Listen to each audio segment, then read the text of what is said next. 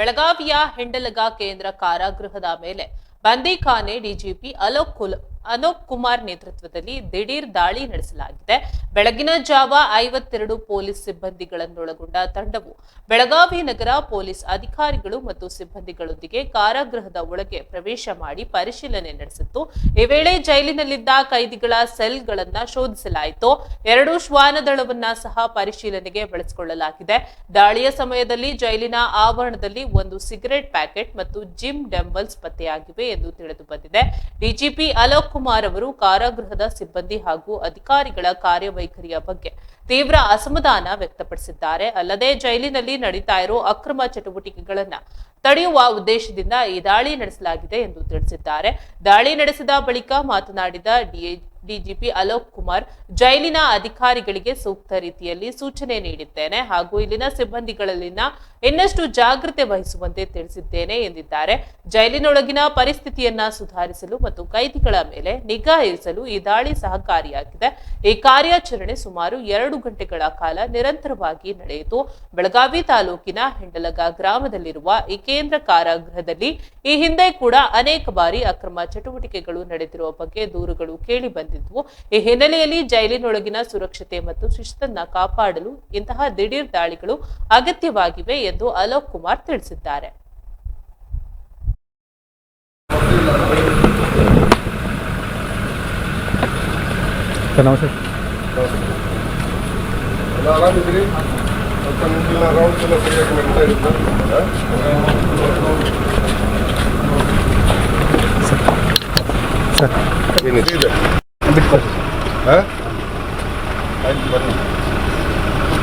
ಸರಿಯಾಗಿ ಕೆಲಸ ಮಾಡ್ರಿ. ಈಗ ಸಣ್ಣ ಪನಿಷ್ಮೆಂಟ್ ಕೊಡ್ತೀನಿ, ಸರಿಯಾಗಿ ಕೆಲಸ ಮಾಡಿದ್ರೆ ನೋಡೋಣ. ಬನ್ನಿ.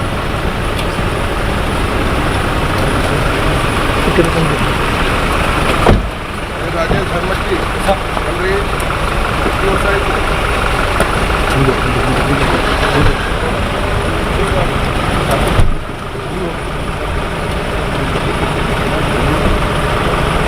ಕಾಂಗೂರ್ ಕಿಡಿ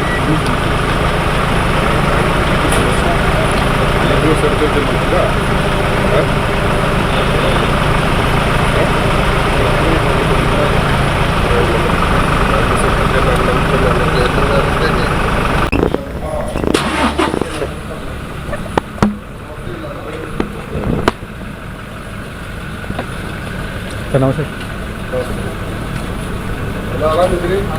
ಸ್ವಲ್ಪ ನಿಮ್ಗೆಲ್ಲ ರೌಂಡ್ಸ್ ಎಲ್ಲ ಸರಿಯಾಗಿ ಮಾಡ್ತಾ ಇರುತ್ತೆ.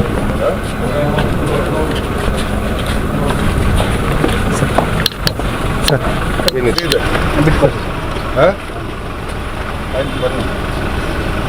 ಬನ್ನಿ, ಸರಿಯಾಗಿ ಕೆಲಸ ಮಾಡ್ರಿ.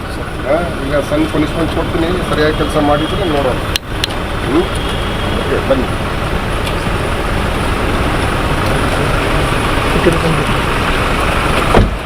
ರಾಜೇಶ್ ಹರ್ಮಟ್ಟಿ ಅಲ್ರಿ, ವರ್ಷ ಆಯ್ತು.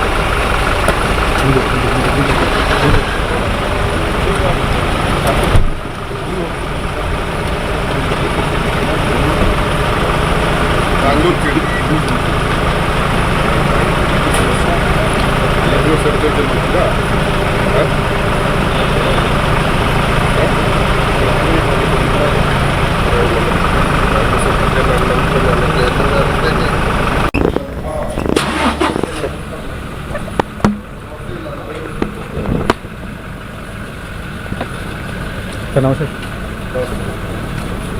ಎಲ್ಲ ಆರಾಮಿದ್ರಿ? ಸ್ವಲ್ಪ ನಿಮ್ಗೆಲ್ಲ ರೌಂಡ್ಸ್ ಎಲ್ಲ ಸರಿಯಾಗಿ ಮಾಡ್ತಾ ಇರುತ್ತೆ.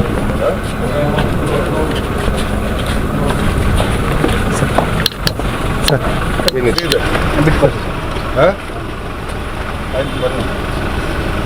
ಬನ್ನಿ, ಸರಿಯಾಗಿ ಕೆಲಸ ಮಾಡ್ರಿ. ಈಗ ಸಣ್ಣ ಪನಿಷ್ಮೆಂಟ್ ಕೊಡ್ತೀನಿ, ಸರಿಯಾಗಿ ಕೆಲಸ ಮಾಡಿದ್ರೆ ನೋಡೋಣ. ಬನ್ನಿ.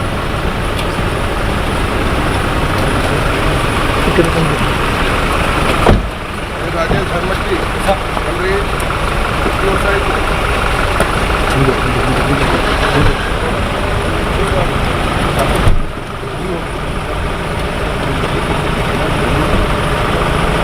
ಕಾಂಗೂರ್ ಕಿಡಿ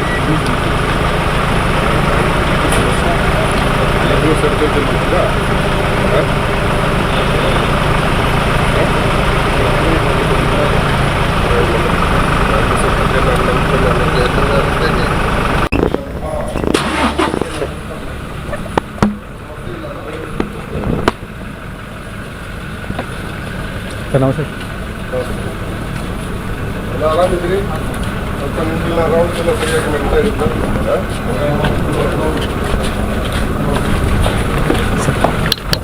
ಸರ್ ಏನಿದೆ ಇದೆ? ಬಿಟ್ಕೊಡಿ. ಹಾಂ, ಆಯ್ತು ಬನ್ನಿ.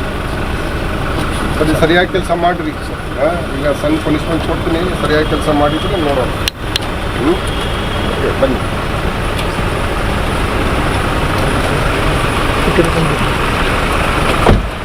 ರಾಜೇಶ್ ಹನುಮಟ್ಟಿ ಬನ್ರಿ. ಎಷ್ಟು ವರ್ಷ ಆಯ್ತು?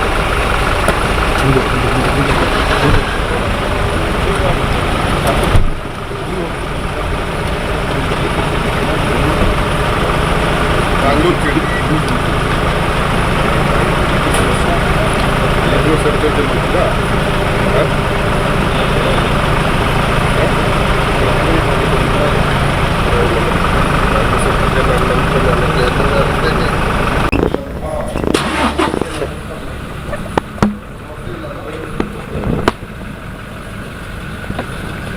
ಸರ್ ನಮಸ್ತೆ. ಎಲ್ಲ ಆರಾಮಿದ್ದೀರಿ? ಸ್ವಲ್ಪ ನಿಮ್ಗೆಲ್ಲ ರೌಂಡ್ಸ್ ಎಲ್ಲ ಸರಿಯಾಗಿ ನಡೀತಾ ಇರುತ್ತೆ?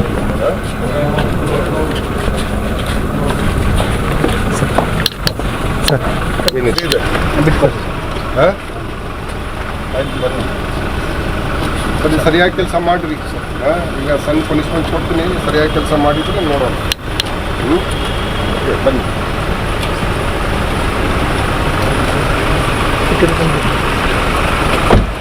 ರಾಜೇಶ್ ಹನುಮಟ್ಟಿ ಬನ್ರಿ. ಎಷ್ಟು ವರ್ಷ ಆಯ್ತು?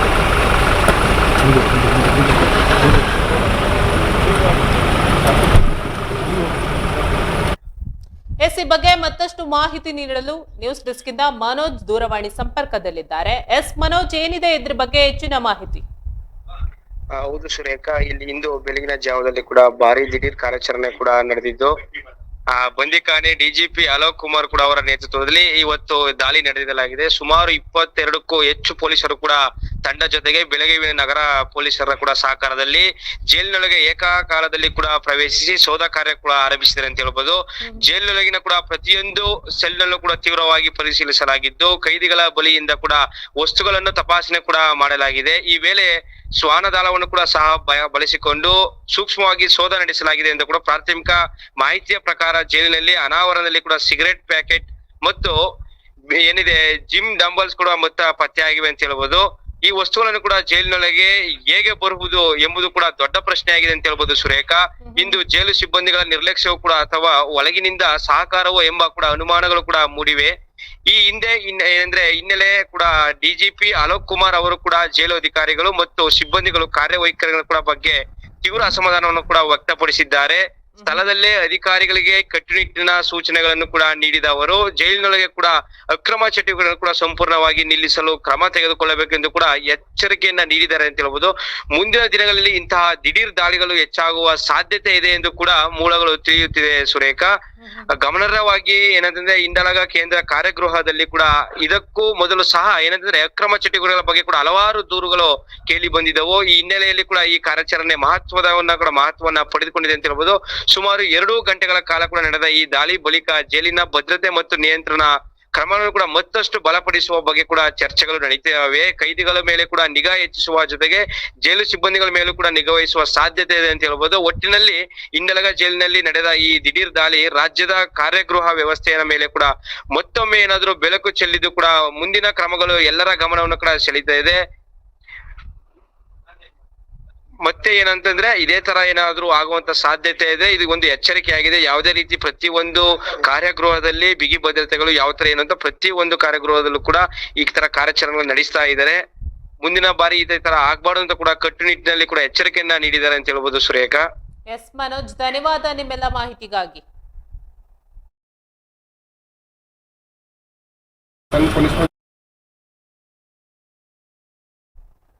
ಬೆಳಗಾವಿ ಕೇಂದ್ರ ಕಾರಾಗೃಹದಲ್ಲಿ ಪರಿಶೀಲನೆ ನಡೆಸಿರುವಂತದ್ದು.